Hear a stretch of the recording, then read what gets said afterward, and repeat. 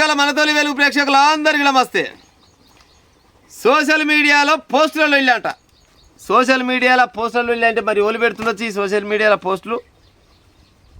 ఈ 4-5 రోజుల నుంచి వస్తున్న ముచ్చట్లు ఈ బాగా సోషల్ మీడియాలో కొన్ని పోస్టులు వస్తున్నాయంట. వాటి ద్వారా ఛానల్ వెళ్ళి అవుతుందంట. ఏమేమి పోస్టులు వచ్చినాయి ఒక 3-4 చెప్పే ప్రయత్నం చేస్తా. ఎక్కువసేపు ఏం చెప్పను, నేనే ప్రయత్నం చేయరే.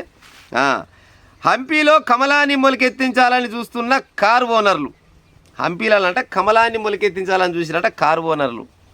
మరి ఏమెక్కరే కమలాన్ని మొలకెత్తించాలని చూసిరు. మరి ఆ కారు ఓనర్లు ఓనర్లు కావచ్చు. ఈ ముచ్చట చెప్పింది ఎవరు? కవితమ్మ. కవితమ్మకు సంబంధించిన సోషల్ మీడియా ఏదైతే ఉందో అందులోకి వెళ్ళి రోజుకో పోస్ట్ వస్తుందంట. మరి కవితమ్మకి ఎంతో కొంత తెలివందే ఈ ముచ్చట చెప్పొచ్చునా? ఇంకో ముచ్చట ఏమొచ్చింది, 120 కోట్ల ట్రాక్టర్ల పంచాయని చెప్పింది. ఏది సంతోష్రావు 120 కోట్ల స్కామ్ చేసిండు కదా, అదో పోస్ట్ వచ్చింది. మరి 120 కోట్ల ముచ్చట అబద్ధం అయితే ఊహికనే చెప్తుందా కవితమ్మ? ఎట్ట చెప్తుంది? అది నిజం కాబట్టినే చెప్పింది కదా, అదొక పోస్టు. ఆ తర్వాత ఏమొచ్చింది, సిద్దిపేట మోడల్ శిల్పి శ్రేష్టలు అంట. సిద్దిపేట మోడల్ శిల్పి శ్రేష్టలు. మరి సిద్దిపేట మోడల్ వాళ్ళు కావచ్చు ప్రజలారా. సిద్దిపేట అనగానే గుర్తొచ్చేది 6 అడుగుల బుల్లెట్ అంతే కదా. ఒకప్పటి ట్రబుల్ షూటరు, ప్రస్తుతానికి కవితమ్మ అంటున్న బబుల్ షూటరు. ఈయన ముచ్చట్లే కదా, ఆమె చెప్పిన ముచ్చట్లే, నేను చెప్పిన ముచ్చట్లు కావు. ఇంకో ముచ్చట ఏమొస్తుంది, నల్లగొండకు సంబంధించిన ఒక బీఆర్ఎస్ నేత, నల్లగొండకు సంబంధించిన ఒక బీఆర్ఎస్ నేత అంట ఓసారి ఏమన్నాడట, కేసీఆర్ అయిపోగానే కేటీఆర్ని ముఖ్యమంత్రి చేస్తామని వాళ్ళ పార్టీ అనుకుంటే అట్టెట్ట చేస్తారు. అసలు కారు పార్టీకి ఓనర్లో మేము, ఏదో కేసీఆర్ వచ్చింది కాబట్టి కేసీఆర్ తర్వాత కేటీఆర్ అంటే మేము ఒప్పుకుంటామా? అట్టెట్టు ఒప్పుకుంటాం? ఒప్పుకునేది లేదు అన్నదంటే నల్గొండకు సంబంధించిన ఒక లీడర్. మరి ఆ లీడర్ నల్గొండకు సంబంధించిన లీడర్ ఎవరంటే నాకు తెలిసి అయితే ఇది సూర్యాపేట సారే కావచ్చు అంతే కదా. గిసోంటి పోస్టులు రోజుకోటి రిలీజ్ అవుతున్నాయి. కవితమ్మ పేజీలకు వెళ్ళే వస్తున్నాయి అంటే ఈ ముచ్చట్లన్నీ. మరి ఎవరు పెడుతురు? మరి కవితమ్మకు తెలియకుండా పెడుతున్న వస్తున్న ప్రజలానికి ఈ ముచ్చట. ఇప్పుడు కవితమ్మ ఎందుకు పెడుతుంది? బీఆర్ఎస్ పార్టీలో జరిగిన లోపాలు అన్నీ ఆమెకు ఎరుకున్న ముచ్చటే. మీరు గిట్లే కథలు పడితేరా అంటే రోజుకొకటి మీ మీద రోజుకొకటి బయట పెడతా. ఇంకేం చెప్తుంది, మీరు దూరిన సందుల ముచ్చట బొందుల ముచ్చట బయట పెట్టనా అని అంటుంది. నిజంగా కవితక్క, తెలంగాణ ప్రజలకు నువ్వు న్యాయం చేయాలనుకుంటే రేపటి నాడు నువ్వు ఏ పార్టీ పోయినా నీ పార్టీ ఈ చెట్టు లెక్క పచ్చగా సిగురించాలంటే, లేదు నువ్వు ఒక పార్టీ పెట్టినా కూడా నువ్వు ముందర పడాలంటే బీఆర్ఎస్ ప్రభుత్వం ఏమేమి లంగా దొంగ పనులు చేసిందో ఆ లంగా దొంగ పనులలో నువ్వు కూడా ఒకప్పుడు భాగస్వామియే కదా.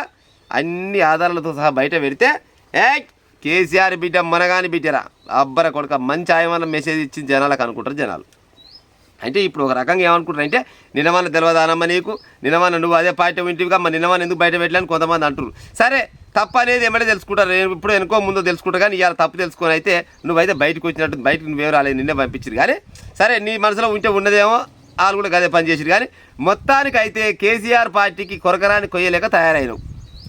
నువ్వు కొరకరాని కొయ్యలేక తయారైతే అయినవేమో కానీ జనాలకు మాత్రం మంచి పని చేసే ఉపాయం అయితే చేస్తున్నట్టు కొడుతుంది. ఎందుకంటే కాళేశ్వరం ప్రాజెక్టులో మయ్యకొక్క రూపాయి కూడా పైసల మీద ఏమంటారు ప్రేమ లేకున్నా కానీ మయ్య వెనకంగా దయ్యాలు లెక్క తరిగి హరీష్ రావు, సంతోష్ రావు, మళ్ళీ పోతే మెగా కృష్ణారెడ్డి వీళ్ళంటి వాళ్ళు అంతా కలిసి మయ్యను ఆగమాగం వడి పట్టించి అందులో కుంభకోణంలో మయ్యను ఎరికిచ్చారు. మయ్యకి ఎలాంటి సంబంధం లేదు అని చెప్పినావు.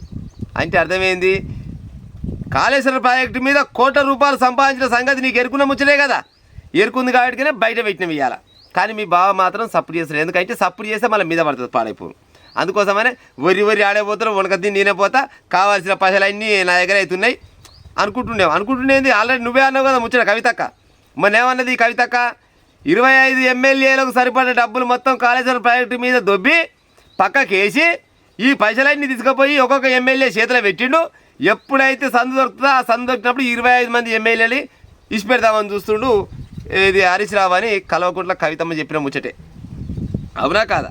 గిసోటి ముచ్చట్లు రోజుకోటి బయట పెట్టాలి. నువ్వు రోజుకోటి బయట పెడితే అప్పుడు అనుకుంటు తెలంగాణ ప్రజలు ఏమనుకుంటే తెలంగాణ పులిబిడ్డరా నాయన మా కవితక్క అనుకుంటారు.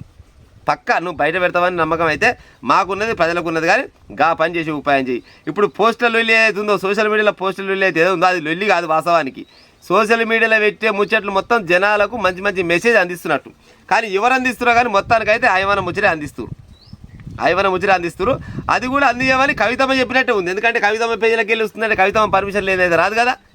కవితమ్మ పార్టీ కార్యకర్తలు లేకపోతే ఆమెకు సంబంధించిన వాళ్ళన్నా రిలీజ్ చేసిరంటే కవితమ్మ దగ్గర పర్మిషన్ చేసుకొని అయితే చేయరు కదా. మొత్తం అన్నీ బయట పెట్టాలక్క. నువ్వు అన్నీ బయట పెడితే రేపటి నాడు నువ్వు ఏ పార్టీలకు పోయినా కానీ నీ పార్టీ పచ్చగా సిగిరిస్తుంది. నువ్వు కొత్త పార్టీ పెట్టినా కానీ పచ్చగా సిగిరిస్తుంది. లాస్ట్ నువ్వు కేఏపాల్ పార్టీలకు పోయినా కూడా కేఏపాల్ పార్టీ కూడా తెలంగాణ రాష్ట్రంలో అధికారంలోకి వచ్చే ఛాన్సెస్ అయితే ఉంటాయి. ఎందుకంటే నువ్వు బీఆర్ఎస్ పార్టీలో ఉండి ఏమేమి పనులు చేసినా మొత్తం దగ్గర నుండి చూసినావు కాబట్టి నీకంటే ఎక్కువ తెలిసిన వాళ్ళు ఎవ్వరు లేకుండొచ్చు. పోలీసులకు తెలియదు, రాజకీయ నాయకులకు తెలియదు, ఎవ్వరికి తెలియదు. కవితమ్మకు తెలిసిన అన్ని లొసుగులు బీఆర్ఎస్ పార్టీలో ఎవ్వరు తెలియకుండా. ప్రజలారా నేను చెప్పిన ముచ్చట తప్పుంటే బరాబర్గా కామెంట్ పెట్టి ఉంటాం మరి. ఇక